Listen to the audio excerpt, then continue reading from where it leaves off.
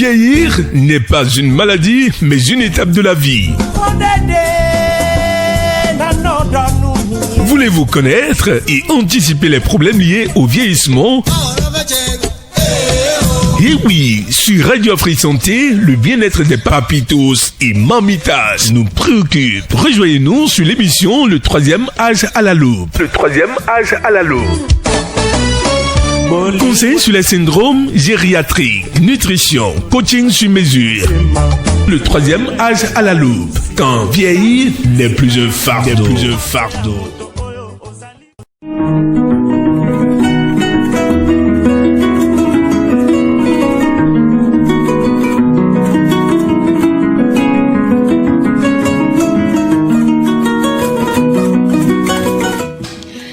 Bonjour à tous et bienvenue dans ce nouveau numéro de votre émission Troisième Âge à la Loupe, votre rendez-vous dédié aux réalités des seniors. Aujourd'hui, nous abordons un sujet qui nous concerne tous directement ou indirectement. La retraite est-elle une nouvelle aventure pleine d'opportunités ou au contraire une période marquée par l'isolement et la mise à l'écart?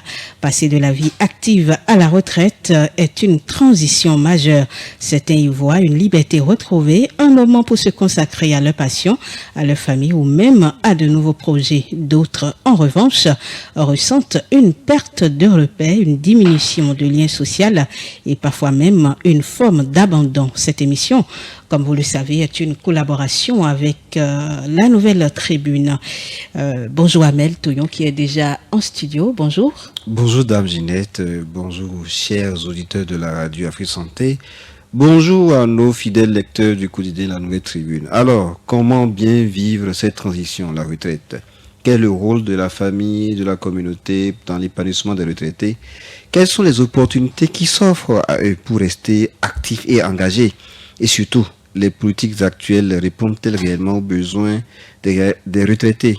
Pour en parler aujourd'hui, nous avons le plaisir d'accueillir un senior, Monsieur Romuald Biti, ancien agent du CNHU HKM, qui partagera son expérience de retraité avec nous. Bonjour Pépé, ou bonjour papa, ou bonjour simplement. Qu'est-ce que vous voulez qu'on dise? On va dire Pépé. D'accord Pépé. Alors, restez avec nous, nous revenons juste après ceci.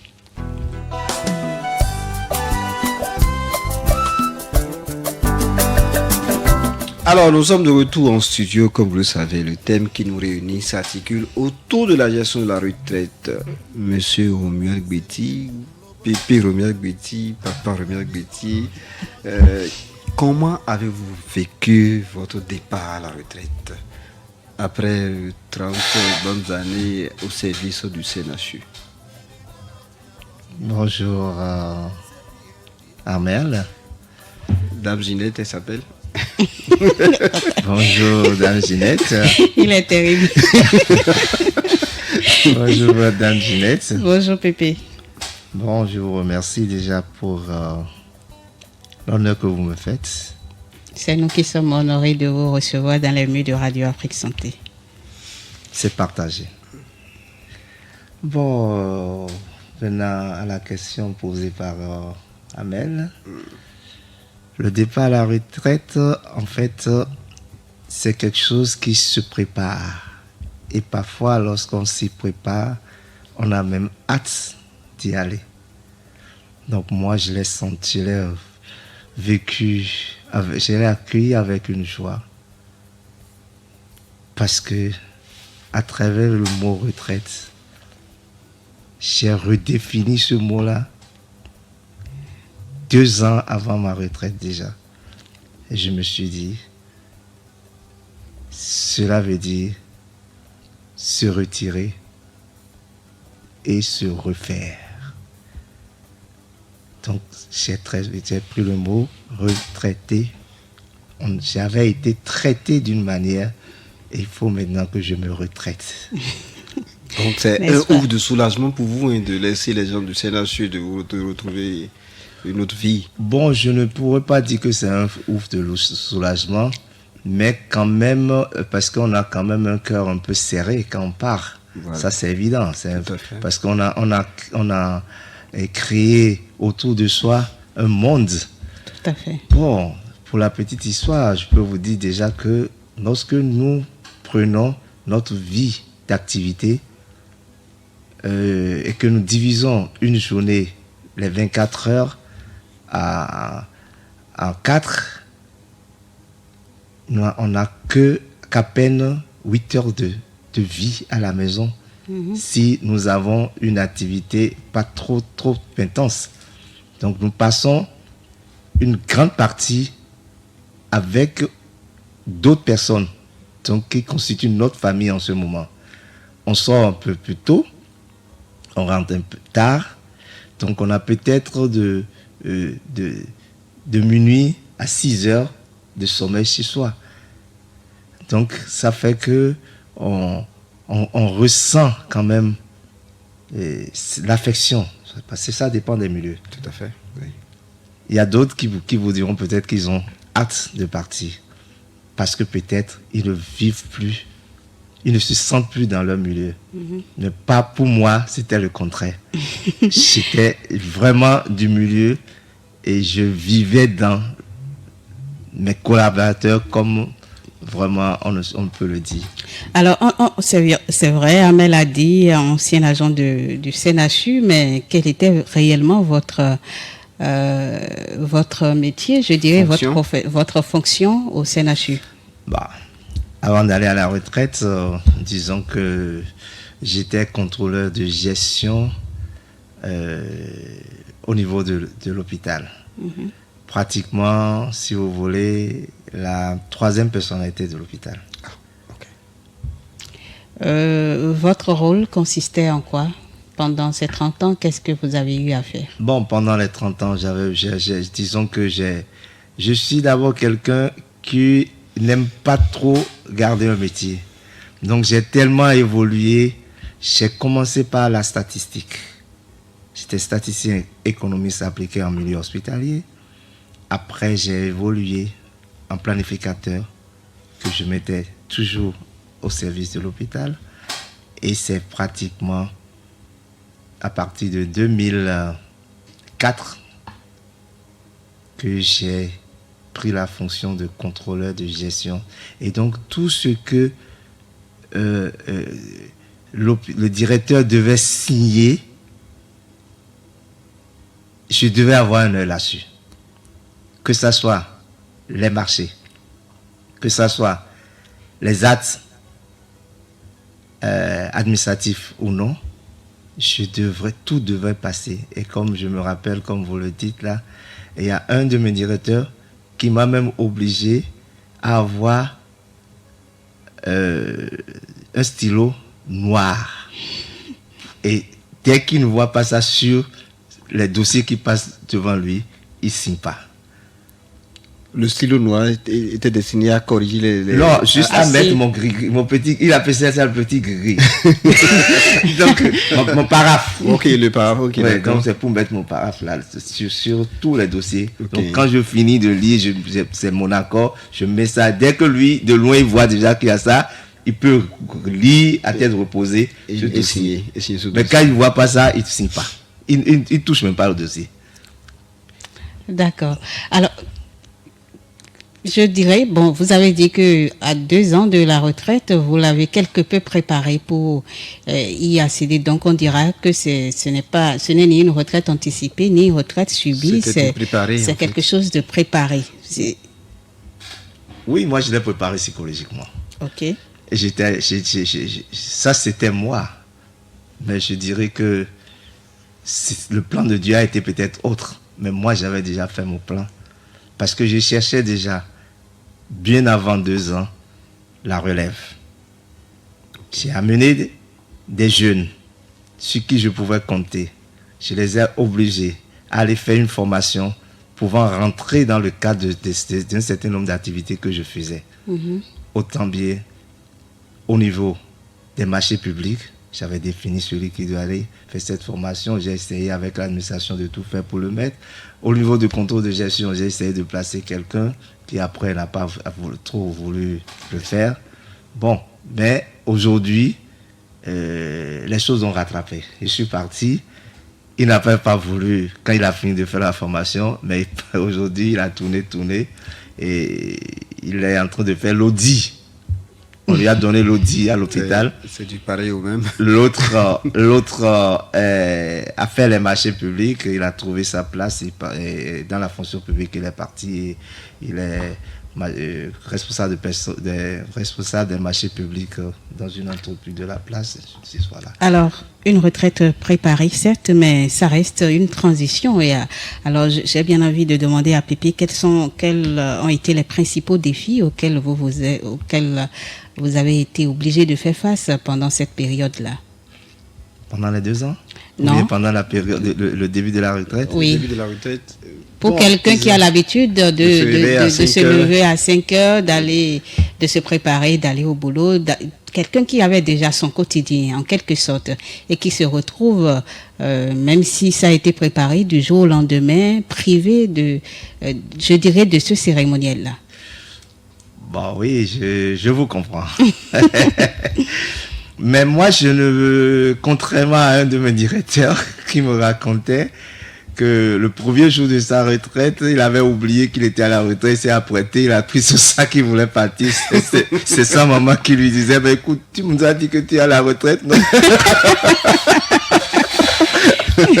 Et c'est en ce moment qu'il s'est aperçu que vraiment, il ne devait plus aller au boulot. Non, moi, ça n'a pas été ça pour moi. Bon, maintenant, c'est que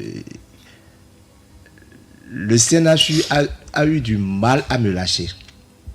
Donc, je n'ai pas pu commencer la retraite réellement au moment où je dois commencer. Ok. Il y avait un déficit de personnel ou bien c'était pas un déficit de retraite. Le directeur était tellement attaché à moi qu'il ne voulait pas me lâcher. C'était son problème. Et malheureusement pour lui, et heureusement pour moi en tout cas, il y avait eu un acte administratif. Les députés avaient signé, avaient fait voter une loi dans le temps où on pouvait rappeler encore les retraités jusqu'à 65 ans ou quoi là.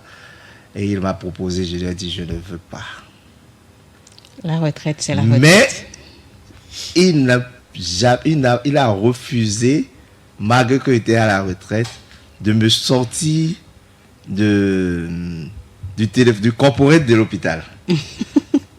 Donc, je suis parti, mais j'ai continué de travailler à domicile, pratiquement avec eux, disons même jusqu'à l'année passée. Et récemment encore, il y a eu problème là-bas, et puis le directeur m'a appelé pour me demander. Il m'a posé le problème, il a demandé quelle était telle situation, comment ça avait été. C'était un dossier de 2020, je crois, je ne sais pas. De toute façon, je me suis rappelé et puis je les ai aidés. Donc, en quelque sorte... Donc, je suis resté un peu attaché. Je ne vais plus au boulot. Bon, mais je ne dirais pas que je ne vais plus au boulot. Parce que vraiment, lorsqu'ils sont coincés, parfois, ils me font appel et je vais, j'essaie de donner des conseils. Et j'ai formé, avant de partir, un groupe d'activité qui me lie encore au CNHU. Parce que ces jeunes... Parce que moi, mon problème, c'était de promouvoir les jeunes. Moi, j'étais jeune et quand j'étais rentré au CNHU, il faut dire que le CNHU n'avait pas de cadre. C'était des agents de CPE, BPC. Mais j'ai essayé de m'humilier, malgré que j'avais déjà des diplômes universitaires, et de me mettre à leur niveau. Et ils m'ont accueilli. Et ça m'a marqué. Parce qu'au départ, les gens me disaient, ah, faites attention, hein, tu es trop jeune, ils vont te tuer, ils vont faire ci. Bon, non, mais je me suis mis avec eux et ils m'ont porté. Alors je me suis dit, en partant quand même, il faut porter d'autres. Vous voyez? Donc c'est ça qui a fait que j'ai formé un groupe qui jusqu'à aujourd'hui ne me lâche pas. Donc, voilà un peu la différence entre ma retraite par rapport à d'autres qui rend le pont complètement. Ça m'amène à vous poser une question. Vous dites qu'à la retraite, on vous sollicite toujours et il vous arrivait même jusqu'à l'année passée d'intervenir même de la maison au CNHU. quel rôle a joué votre famille dans cette retraite que vous avez eue? Et bon, malgré ça, vous continuez d'être toujours actif d'une manière ou d'une autre là, de l'autre côté. D'accord. En fait, ce que nous devons comprendre de la retraite, il y a un aspect fondamental qui m'a marqué. Lorsque j'étais à quelques pas de la retraite, c'est mon médecin neurologue qui m'a dit, Monsieur Guetti, la manière dont vous avez vraiment travaillé et utilisé vos neurones, si jamais vous partez à la retraite et vous stoppez tout, vous mourrez vite. Ok. Donc, il ne faut pas dire que je suis à la retraite et couper complètement toute activité intellectuelle. Ok. C'est une recommandation ferme du médecin. Et le 1er janvier de l'année à laquelle je devais aller à la retraite, il m'a rappelé, c'est son vœu à lui, c'était ça encore. De ne pas laisser le travail intellectuel. De diminuer. Plus à au rythme que je faisais, mais de diminuer. Ça a fait que j'ai la présence physique, je me suis dit, quand je partais à la retraite, je me suis dit, Michel, te voilà parti tout le temps. Tu pars tout le temps. Le moment est venu de te donner à ta famille. Puisque j'appelle souvent, moi, la retraite, remise à vos parents. Donc, te voilà remis à tes parents. Donc, par conséquent, fais l'effort d'avoir la présence physique autant que tu le peux à la maison.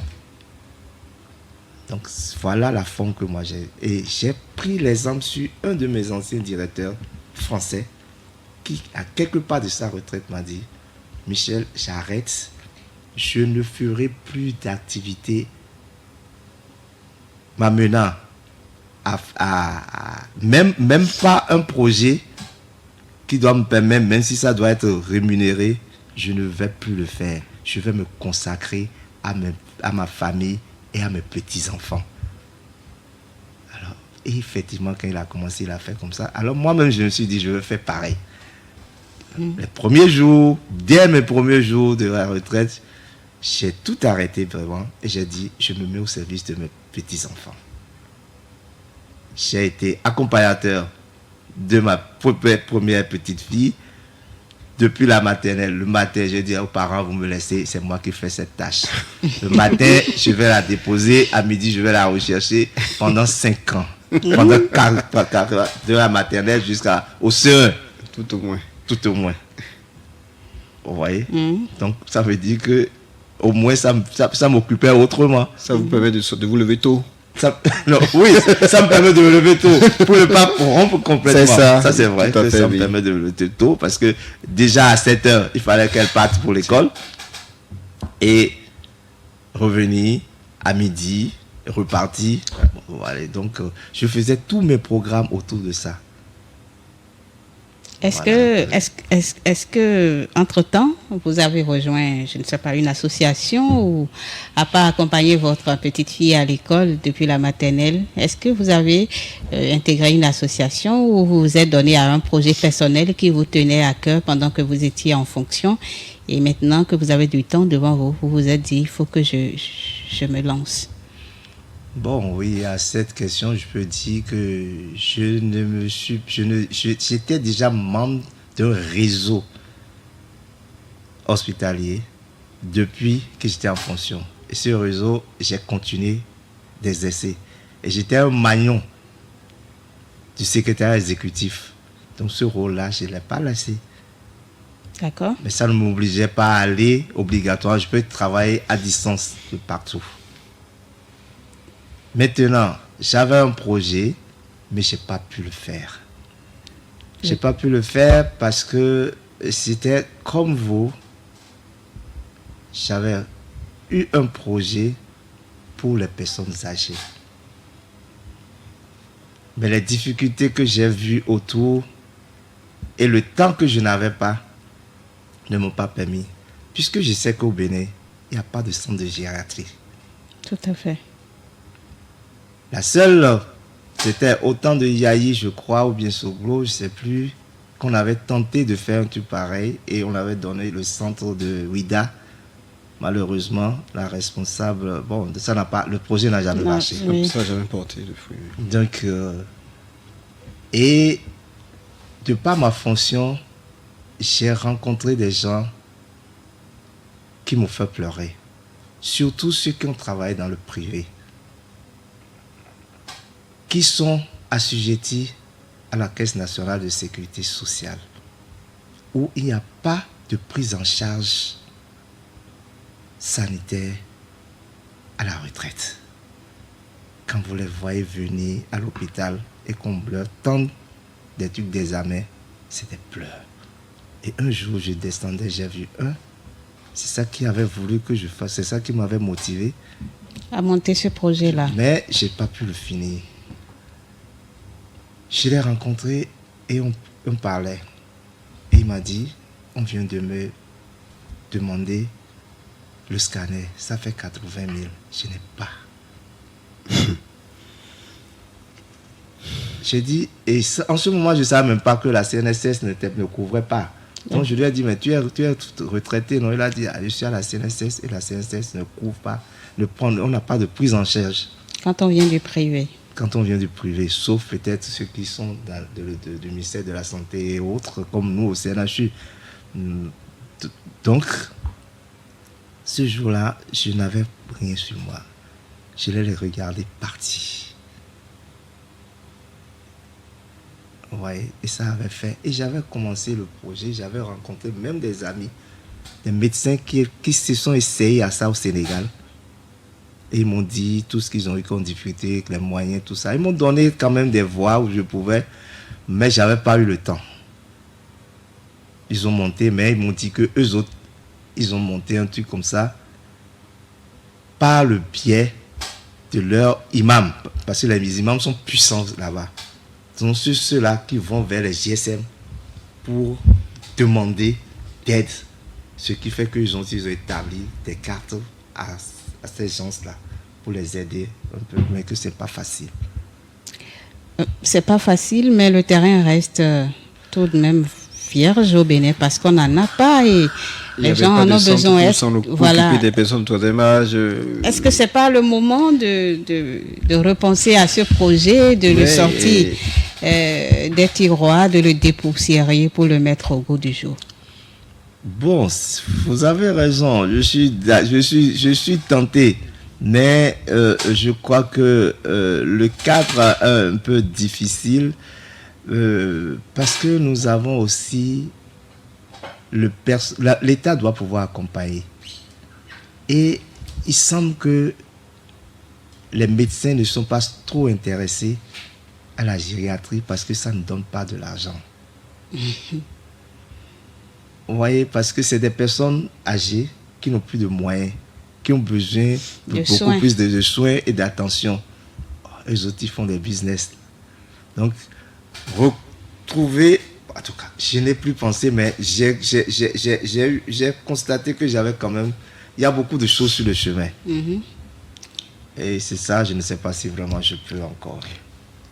Puisqu'on en parle, comment pensez-vous est-ce que vous pensez que la société valorise suffisamment les personnes du troisième âge, notre société actuelle?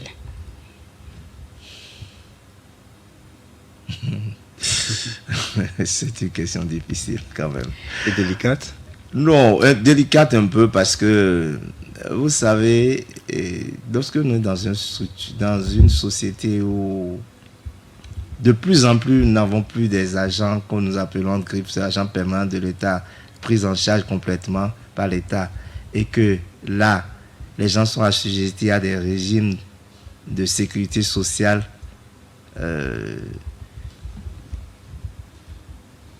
qui ne couvrent pas tout.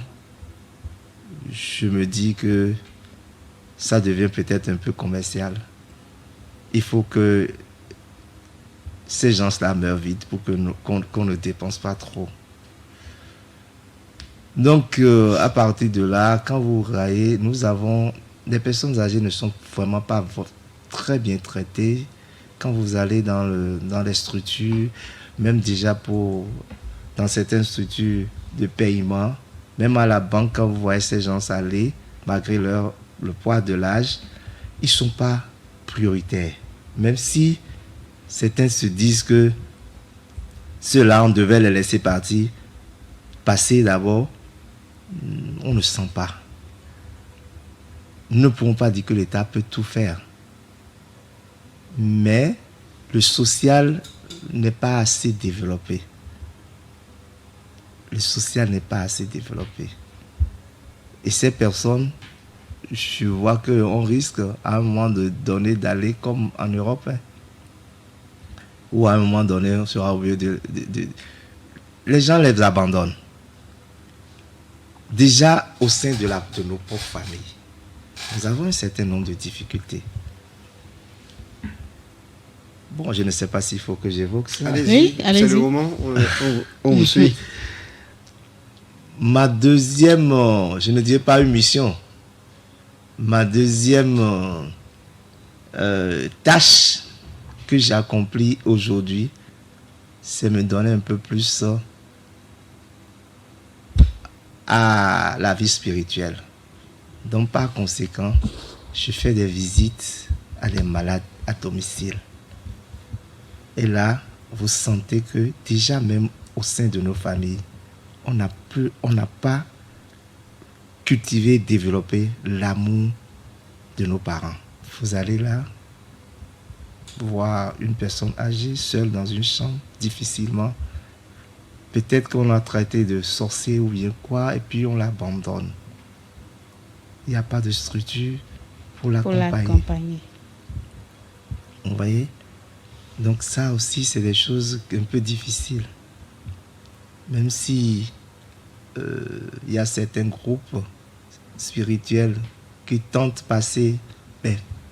de apporter quelques minutes de prière, c'est pas suffisant.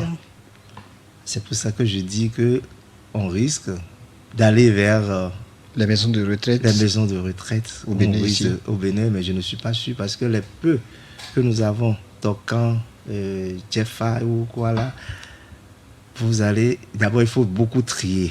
Il faut vraiment avoir, que la personne soit vraiment démunie. Voilà. Et là encore, il n'y a pas tellement de soutien extérieur. Les responsables ne font que quémander tout le temps. Tout à fait. Pour pouvoir venir en aide. Donc on va dire que l'État n'accompagne pas encore. Bon, l'État... C'était encore vierge. Je dis que l'État n'est pas... Je ne veux pas dire que l'État n'accompagne pas. L'État fait peut-être ce qu'il peut. Mais ce n'est pas encore ça. Mais ce n'est pas encore suffisant.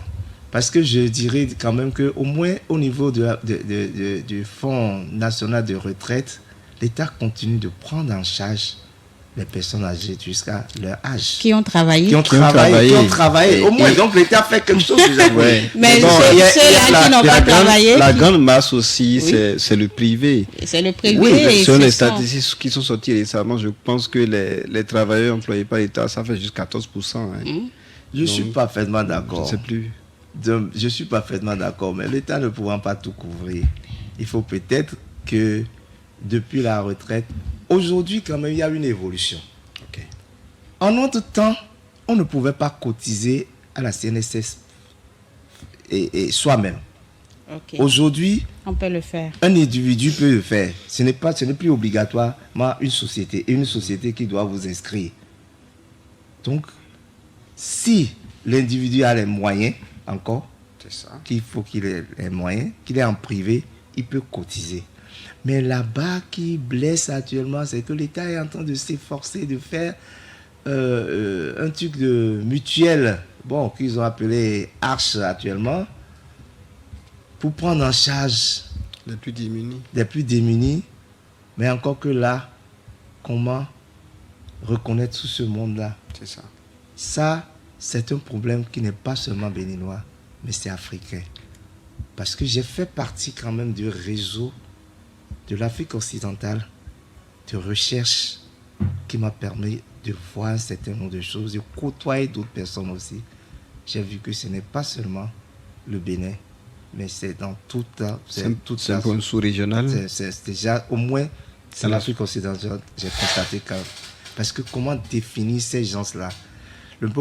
Ce problème de mutuelle de santé-là, a les mêmes connotations dans la sous-région. Et moi, j'ai fait partie même d'un groupe qui a fait une recherche sur les mutuelles de santé au Bénin. Et vous constatez que en dehors de l'État, nous avons un problème culturel. Nous-mêmes d'abord. Lorsque vous demandez... Le problème culturel, c'est à quel niveau? C'est au niveau de nous les hommes. Il y a certaines cultures qui disent « Je ne vais pas cotiser pour ma santé parce que j'appelle la maladie. Ok, ça c'est vrai. Vous voyez? Oui. Donc, ça bloque. Il y a d'autres, ce n'est que lorsque ils attendent peut-être un enfant qui vont souscrire à un truc d'assurance. Parce que là, ils savent qu'il y a des charges après. Et ainsi, des mutuelles de santé n'arrivaient même pas à avoir un bon taux de pénétration. C'est ça qui a fait que nous, on avait fait l'étude dont je parle, qui a couvert depuis le sud de Parakou jusqu'à Parakou, de Savès jusqu'à toutes les zones là. Parce que les projets de mutuelles de santé ne marchaient pas. Donc moi, j'ai vu que c'est d'abord nous-mêmes, au départ, avant que nous puissions dire l'État. Parce que là, je ne suis pas certain qu'avec même H là, qu'on puisse avoir un taux de pénétration. En raison correct. des moyens En et raison de la des culture. moyens de la culture. Alors, moi, c'est vrai que nous parlons de l'État qui prend en charge les fonctionnaires et autres, mais moi, je voudrais qu'on parle également de ceux-là, des agriculteurs, des artisans qui n'ont pas... Et même des journalistes, pourquoi pas. Et même des journalistes. Et même des journalistes de la presse privée, parce que ceux de la presse publique peuvent toujours s'en sortir avec la CNSS et tout. Et quand bien même ceux de la presse privée aussi sont inscrits pour certains à la CNSS, c'est vrai que le déficit reste là. La CNSS ne prend pas en charge certaines choses, comme on a eu à le dire tout à l'heure, mais pour les autres, les artisans et autres, qu'est-ce que vous pouvez leur dire pour pouvoir faire face à ces petits problèmes qui font surface à la vieillesse? Quel type de conseil vous avez à leur donner? Je crois quand même que j'ai abordé plus ou moins le problème en parlant des mutuelles de santé. Aujourd'hui, on n'est plus à ce schéma de mutuelles de santé. C'est l'État qui veut tout faire et essaie de faire cette mutuelle à la manière. Donc, ce groupe de personnes peut atterrir à ce volet. Parce que déjà, la CNSS, à un moment, avec mes lectures, j'ai constaté que, ayant constaté le vide, la CNSS avait déjà commencé par créer un volet pour que les gens puissent cotiser pour la santé. Malheureusement, l'État est intervenu avec une autre forme de projet, ce qui a fait que la CNSS a laissé complètement ce volet. Peut-être que s'ils avaient continué, ça va beaucoup plus aider les entreprises à aider tout ce monde dont vous parlez, qui peut-être se seront mis en groupement, tout ça.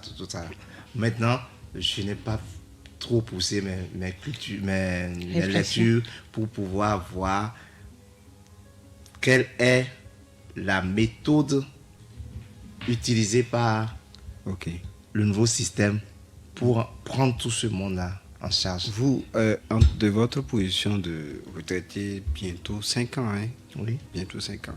Quel quel conseil pourriez-vous donner à quelqu'un qui vient vers vous, qui est à 1 mois, 2 mois de sa retraite, qui vient vers vous pour venir prendre conseil chez son aîné?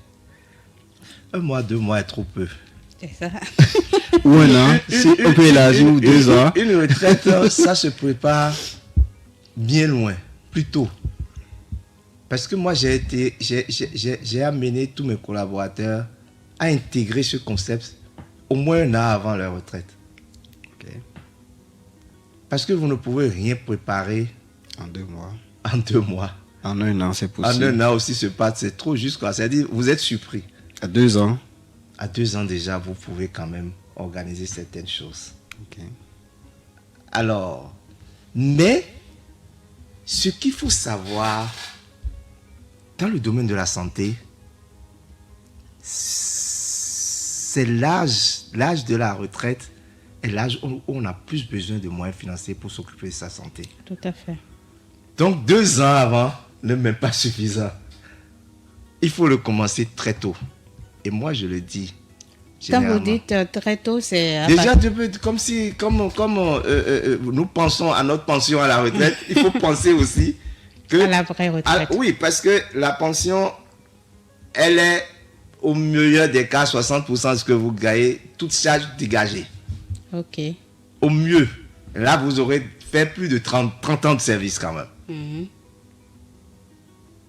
Alors, si vous faites, supposons que vous devez faire 50% et que vous gagnez 100 000 francs, 50%, ça vous revient à 50 000. Tout à fait. 50 000 par rapport À vos charges. à la charge et à la santé dont vous avez plus besoin de moyens en cette période, c'est un peu difficile. Donc, c'est pour dire qu'aujourd'hui, moi, je conseille aux jeunes, déjà, s'il y a possibilité, c'est de souscrire à des assurances. Encore que là, l'assurance, c'est pas l'autre côté aussi. Là. Donc, C'est pas gagné d'office. c'est pas gagné. Alors, si c'est pour la santé que vous me demandez des conseils, Mhm. c'est pour la santé ou bien c'est pour conseil général? De façon générale. De façon générale. Générale, oui. D'accord. On peut y aller par compartiment, hein, si Oui. vous voulez. Donc, on peut parler de santé, Puisque on peut parler de... on a quand même préparer- un cadre émérite. Oui, voilà. Oui. On peut parler... on peut parler de santé, Qui maîtrise préparation bien sur le milieu plan, hospitalier, financier, sur le plan social et familial, les conseils que vous allez... Je me dis que le comportement d'un mari qui est actif et encore en activité pourrait être différent d'un mari qui est désormais à la retraite. Ça, Ou c'est sûr. d'un père qui était en activité, activité. pourrait être différent d'un père maintenant à la retraite. Voilà, ces activités, voilà. Donc, de façon générale, les conseils que vous pouvez donner par compartiment. On peut commencer par D'accord. la santé, comme c'est le domaine que vous maîtrisez le mieux. D'accord. Bon, je peux déjà dire quand même que à la veille de la retraite, déjà, il faut que celui qui part à la retraite sache qu'il ne doit pas être inactif. Tant du point, s'il était un intellectuel, il ne faut pas qu'il arrête tout. Pour dire maintenant je suis à la retraite, je ne vais plus lire, je ne vais plus faire ci. Il faut quand même continuer par faire travailler les neurones. Maintenant, s'il n'a pas de problèmes physiques différents, il faut quand même qu'il mette dans ses activités un peu d'exercice physique. Deuxièmement, essayez de faire attention à l'alimentation. Parce que quand on est plus jeune, on peut se permettre certaines choses. Mais à un âge donné, il faut voir, il faut savoir vraiment se tenir, s'abstenir devant certaines choses. Comme quoi? Les plats les plus gras que vous prenez, les trucs arrosés au maximum. Week-end à tout vent. Il faut savoir faire. Comme le dit monsieur Kenom, du bon pété avec du bière bien De la bière bien glacé. glacée. Ça, il faut plus, peut-être que ça viendra de temps en temps, mais il faut plus se donner comme activité un certain nombre de choses. Ok. Du point de vue alimentaire, du point de vue sportif, essayez de faire le peu. Au pire Les des petites cas, marches. peut-être les petites marches. Mais il arrive même que compte tenu d'un certain nombre de problèmes de santé, on peut vous refuser aussi la marche. Les gens ne voient pas ça. C'est-à-dire que les gens donnent des conseils, mais il ne faut pas dire que la marche résout pour tout. Peut-être que vous avez des problèmes qui ne vous permettront pas de faire une marche et on va vous dire de faire la marche. Vous allez et c'est des arthroses qui vont se répéter alors que peut-être vous pouvez faire un vélo, se munir d'un vélo ensemble peut-être pour transpirer. Et régler le problème. Vous pouvez régler le problème. Et même, il n'a pas de honte de se mettre à vélo à la retraite pour faire quelques courses. On n'a pas cette habitude au Bénin. Mais c'est ça le problème. C'est que mais pourquoi nous vous voyez le traité là à vélo, on dirait Egbedi Binem. Bon, mais c'est pas ça ce que c'est. Moi, par exemple, avant d'aller à la retraite, c'est vrai, j'avais un vélo. J'ai donné le vélo, mais là, je suis en train de préparer pour prendre un autre vélo. Parce que j'ai un problème qui ne me permet plus de faire la marche. Okay, d'accord. Je vois. Mais je sais que même si ce n'est pas sur de longues distances, je peux faire mon vélo. Parce que moi, je ne sais pas si je vais rester en chambre. Bon, donc, mais il faut savoir faire. Les vélos aussi, il y a des vélos qu'on ne fait pas à un âge donné. Ah, ça. Les vélos, comment on dit? VTT. VTT là, c'est pas conseillé. Ah bon? Oui. Ça tourne plus vite, mais ça n'est pas au rythme correct de l'organisme. Vous voyez, un bon kiné vous le dira. Ok. Oui. Je vais dormir mon bête ce soir. Donc, il y a des vélos qui sont déconseillés pour des âges donnés. Alors, Egbedi, c'est vrai que c'est psychologique au Bénin. Vraiment. Deuxièmement, pour celui qui a été vraiment un homme en griffe d'un niveau donné, c'est le complexe qui fait que lui-même ne va pas vouloir. C'est ça. Parce que moi, j'ai un ami, j'ai un directeur qui était en panne et a appelé son fils qui est venu le prendre avec la moto. Et à chaque carrefour, a dit, était idiot. Et il était complexé en arrivant au boulot. Il n'y a pas de complexe. Ah non, mais justement, c'est ça, c'est nous, ça. C'est nous, c'est africain, ça. Par contre, moi, lorsque j'étais en stage de formation en France, mon directeur direct, en été, laissait son véhicule sur le parc et c'est à vélo qui venait au service. Cravater tout. C'est au Bénin ici? Non, j'ai dit en France. En France, d'accord, oui, ça c'est une réalité. Le premier jour que je l'ai vu, il était venu tout trempé dessus. Il dit, hey, directeur, qu'est-ce qui s'est passé? Et les autres m'ont fait la main et dit non, il est venu à vélo. Ah, c'est là que j'ai compris. Et effectivement, j'ai vu la garer sur le parc, son vélo. Et il le fait durant tout l'été? Oui.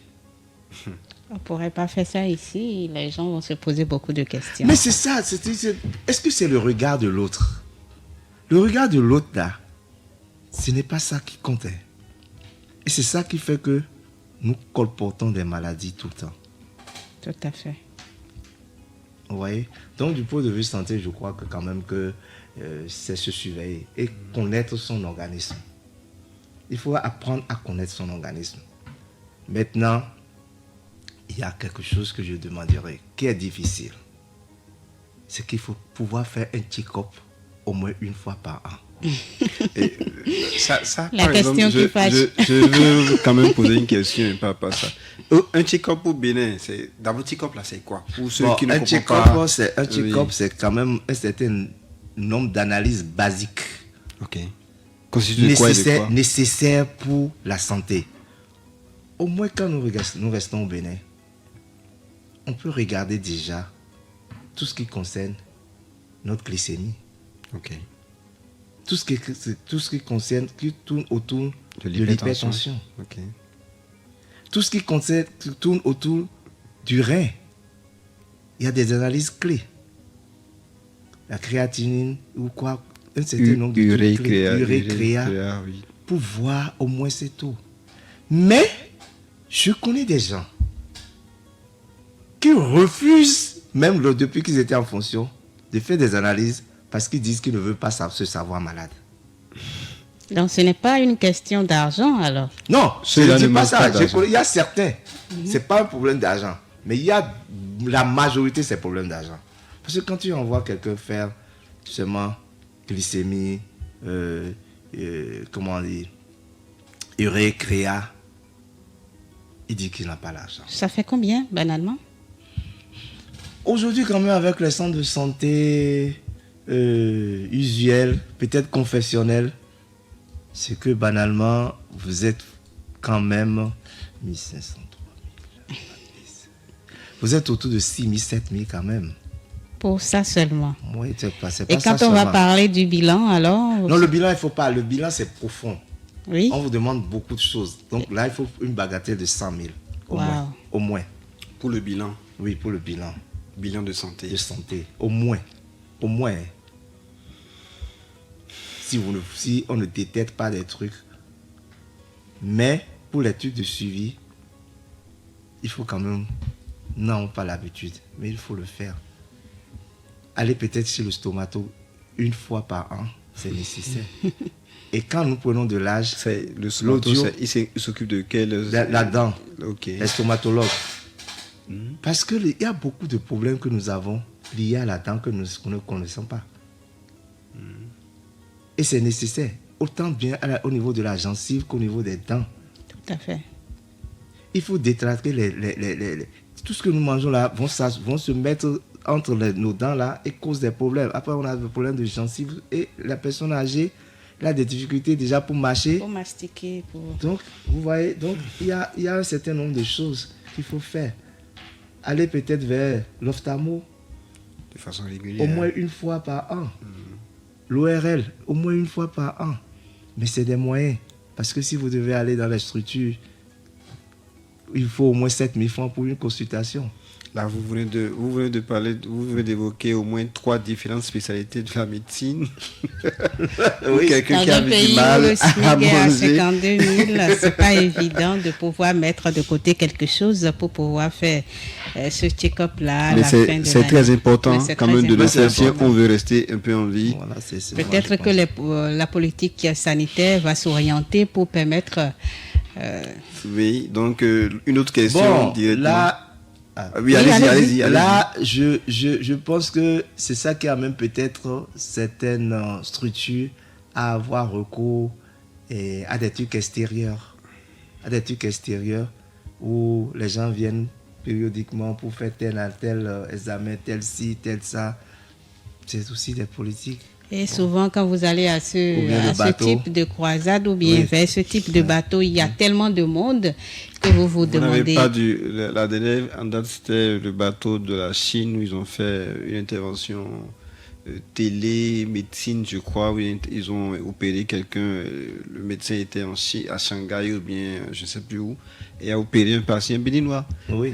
Mais bon, ceux qui ont été là-bas étaient satisfaits, mais il y avait tellement de monde que Laisser en rade. c'était pas évident. C'était pas évident. Ouais, Mais donc, c'est quand même quelque chose qui est fait dans ce sens quand même. C'est Oui, c'est de à temps en temps. encourager, oui. maintenant, je sens que de côté confessionnel essaient de chercher des voies et moyens pour aider un peu les gens par là aussi. Mais parce que tout ça, ça dépend de la politique de l'État que nous avons. Il y a des États qui aiment peut-être les dons, il y a des États qui n'aiment pas les dons. Tout à fait. Alors, est-ce que vous diriez, c'est vrai que vous avez dit que vous passez une retraite paisible, épanouie. Est-ce que vous direz que votre retraite à vous est un nouveau départ ou carrément une mise à l'écart? Ah, là, moi, je ne dirais pas que je ne veux pas dire que c'est retraite paisible. Mhm. Parce qu'il y a chaque moment de la vie à sa croix. Tout à fait. Mais je dirais, je maintiens que pour moi, c'est un nouveau départ. Parce que j'ai choisi des activités qui me permettent de me sentir encore utile. j'ai refusé tout ce qui doit me fatiguer. Bon, je ne veux pas te fatiguer. Éviter d'être comme un fonctionnaire. Donc, j'ai reformulé autrement ma vie. Donc, pour moi, c'est un moment où je suis en train de c'est un nouveau départ. C'est un nouveau départ, carrément. Oh, d'accord. Alors, quel message, cette émission tire déjà vers la fin, quel message souhaitez-vous transmettre à ces personnes qui appréhendent la retraite, qui se disent que, bon, la retraite, c'est le couloir vers la mort? Bon, moi, je crois que ce n'est pas le couloir vers la mort, c'est l'homme même qui définit ce couloir. Alors, moi, je pense que il faut peut-être que tous ceux qui vont à la retraite puissent savoir que la retraite n'est pas un couloir à la mort. Maintenant, il ne faut pas être sédentaire. Il faut éviter d'être sédentaire. Il y a des gens qui passent tout le temps assis à faire rien que les jeux ou bien à boire de l'eau, tout ça. Il n'y a pas que ça. Il faut quand même qu'on se donne un peu à sa famille. On regarde, avoir un autre œil dans son propre milieu et se revoir autrement. Parce que on a besoin, les enfants, même s'ils sont déjà grands, ont besoin de nous à ces âges-là. Donc, il ne faut pas que nous continuions de partir tout le temps. Et partir, ce n'est pas aussi facile que ça. Il y a des gens j'ai des cas où il y a des gens qui ont été blessés par ce départ. Parce que nous étions tous partis. Et j'ai rencontré quelqu'un la fois passée qui me disait, Michel, tu sais, on était tout le temps partis. Maintenant que j'ai eu la retraite, je pensais rester un peu avec mon épouse. Elle est morte. Oh là là, ça fait mal. On voit un peu. Et malheureusement pour celui-là, au moment où il y avait les moyens, ils ont envoyé tous les enfants à l'extérieur. Donc il est seul désormais. Dans une grande maison, j'imagine. Alors, donc vous voyez un peu, je vais arrêter là, je vais pas. Voilà, merci beaucoup Pépé Michel Betty. Je rappelle que vous êtes un ancien agent du CNHU, Hubert Kotokumaga de Cotonou. Vous étiez invité dans cette émission, le troisième âge à la loupe, pour parler de la gestion de la retraite. Merci pour tous ces conseils que vous avez donnés. Je parie qu'on va garder Pépé Michel pour d'autres émissions de Radio Afrique Santé, parce que c'est quand même un cadre émérite qui maîtrise à la perfection le milieu hospitalier au Bénin. Donc on va certainement se revoir pour d'autres émissions de Radio Afrique Santé. Et donc on disait, comme on le disait dans cette émission, le troisième âge est une notion que l'on associe maladroitement à la vieillesse. Elle reste pourtant assez abstraite et variable si l'on considère communément qu'il commence lors du départ à la retraite. Le troisième âge n'a pas d'âge rigoureusement défini. Pour restituer tout ce qu'on a dit tout au long de cette émission, je dirais que la retraite se prépare dès maintenant. De votre comportement d'aujourd'hui dépend le type de retraite que vous aurez. Merci à vous, Amel. Merci, Dame Ginette. Merci, Pépé, Papa et Monsieur Michel Betty. Il a oublié de vous dire qu'il est très actif dans sa communauté. Il a juste parlé de sa vie spirituelle, mais je vous confie qu'il est très actif dans sa communauté. Membre, je pense, toujours vice-président du conseil paroissial d'une paroisse que je ne vais pas nommer peut-être, mais je vais nommer Sainte Famille de Tampere. Il a fini par nommer quand même.